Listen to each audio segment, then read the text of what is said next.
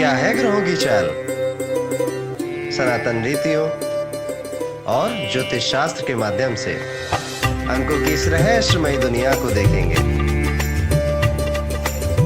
सितारों के राज खोलेंगे। राधे राधे। एस्ट्रो पंडित यूट्यूब चैनल के साथ आज बात करने वाले हैं वसंत पंचमी के बारे में। क्यों वसंत पंचमी मनाई जाती है, क्या इसका सिग्निफिकेंस है और क्या इसकी इंपॉर्टेंस है और आप किस तरह से इससे फायदा ले सकते हैं। सबसे पहले तो मैं आपको ये बताना चाहता हूँ, हमारा जो भी हिंदू सनातन कल्चर है इसमें एक चीज़ की बड़ी ही महत्व है, इंपॉर्टेंस है, वो है मुहूर्त की। हम कोई भी जनरली काम करते हैं जो शुभ होता है, बड़ा होता है, अक्सर उसे मुहूर्त देख के करते हैं। फिर वो किसी बच्चे का मुंडन हो, शादी हो, सगाई हो, रोका हो, कोई जमीन का भूमि पूजन हो, हर चीज़ हम मुहूर्त देखकर करना प्रेफर करते हैं। क्यों करते हैं ऐसा?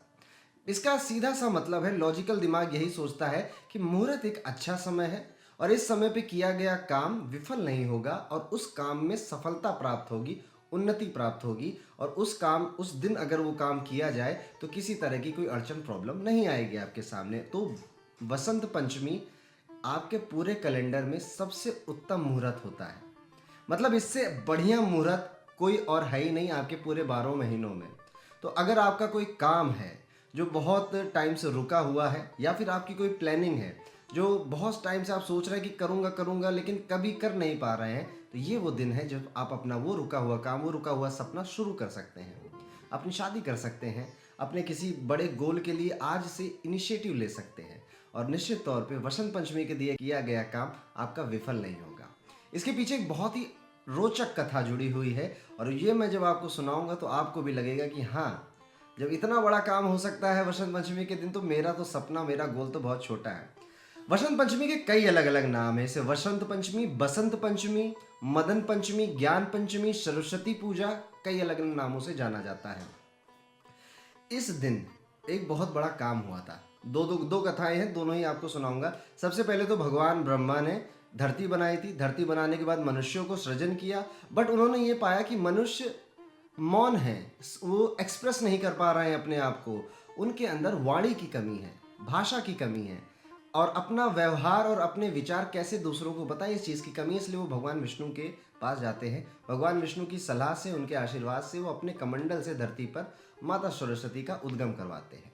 माता सरस्वती जैसे ही आती हैं, संगीतमय पूरी धरती हो जाती है। लोग जो मौन थे अब बोलने लग जाते हैं, उनके स्वर निकलने लग जाते हैं, नृत्य गायन हर चीज़ की यहाँ से उत्पत्ति होती है। तो पहला तो ये दिन है कि ये काम बसंत पंचमी के दिन हुआ था। दैट इज़ वाई इसे सरस्वती जी से रिलेट किया जाता है और सरस्वती पूजा इस दिन की जाती है। इस पे वापस आएंगे। अब मैं आपको दूसरी रोचक कथा सुनाता हूँ। भगवान शिव यानी कि हमारे भोले भंडारी, जब माता सती ने अपना देह त्याग कर दिया तो भोले भंडारी समाधि में चले गए। उन्होंने कहा कि अब मुझे कुछ लेना देना नहीं है, मुझे समाधि करनी है।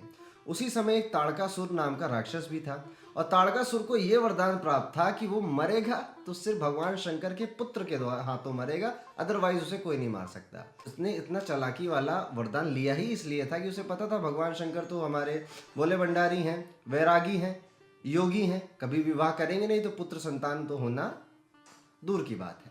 इसलिए अब पार्वती माता ने जन्म लिया।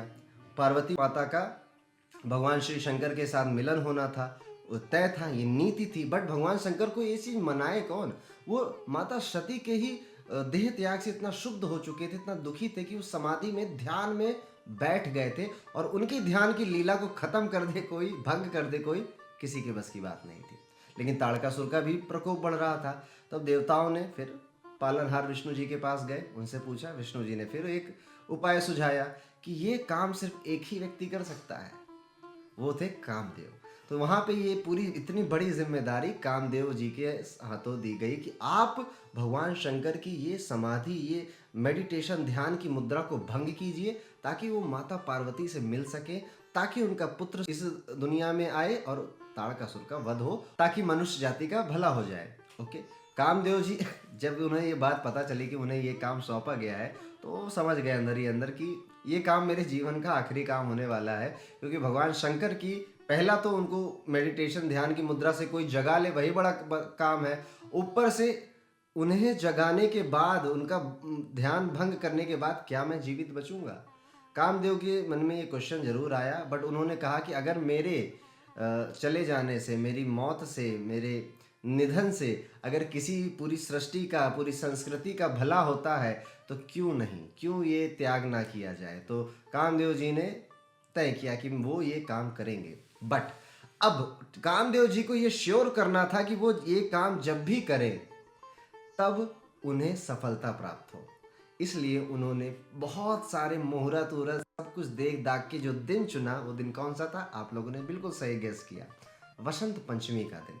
और ये काम वो करते हैं। भगवान शंकर की ध्यान मग्न की जो लीला है वो भंग होती है, वो पार्वती जी से मिलते हैं, कार्तिकेय का जन्म होता है और कार्तिकेय ताड़कासुर को मार देते हैं। अब जब इतना बड़ा काम भगवान शंकर को उनकी ध्यान लीला से उठा देना, उनकी ध्यान लीला को भंग कर देना वाला काम सिद्ध हो सकता है वसंत पंचमी के दिन, तो आपके और मेरे तो बहुत छोटे छोटे काम है, बहुत छोटे छोटे गोल हैं और अचीवमेंट है। वसंत पंचमी को माता सरस्वती जी से रिलेट किया जाता है।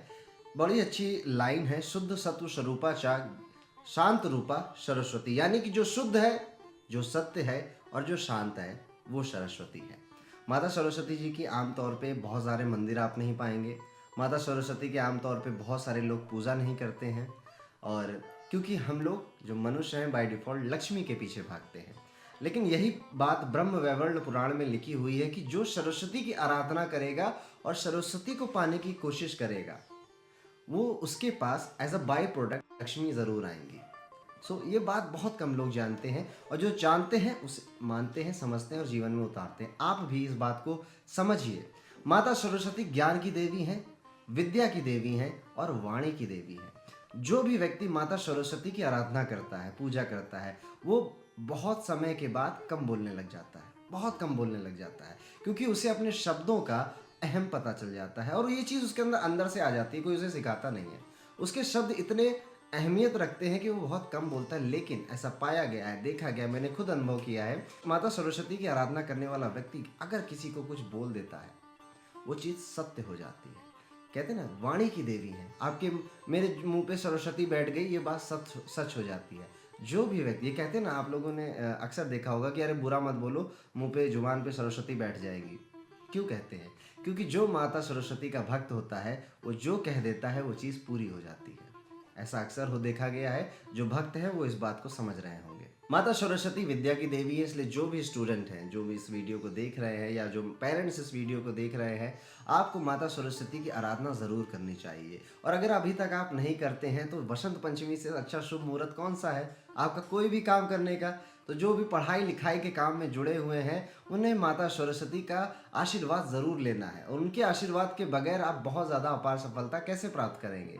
आपकी डेस्क पे माता सरस्वती की फ़ोटो ज़रूर होनी चाहिए, आपको माता सरस्वती की वंदना स्तुति आनी चाहिए। और देखिएगा, मानिए मेरी इस बात को, कि जैसे ही आप माता सरस्वती की वंदना स्तुति प्रारंभ करेंगे, आपके जीवन में आपकी वाणी और ज्ञान विद्या सब में बहुत बड़ा प्रभाव पड़ेगा।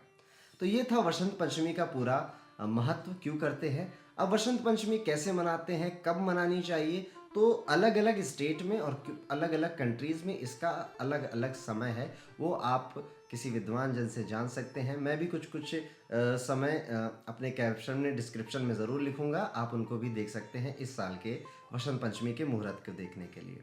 आशा है आपको ये वीडियो अच्छा लगा होगा, और इस नॉलेज को, इस ज्ञान को आप ज़रूर अपने जानने वाले फ्रेंड्स, फैमिली के साथ ज़रूर शेयर करिए। इसी तरह के एस्ट्रोलॉजी, वैदिक टेल्स और न्यूमरोलॉजी, पामिस्ट्री से जुड़े वीडियो पाने के लिए एस्ट्रो अरुण पंडित चैनल को ज़रूर सब्सक्राइब करिए, बेल आइकन दबाना मत भूलिएगा। मिलते हैं अगले वीडियो में, और तब तक के लिए राधे राधे।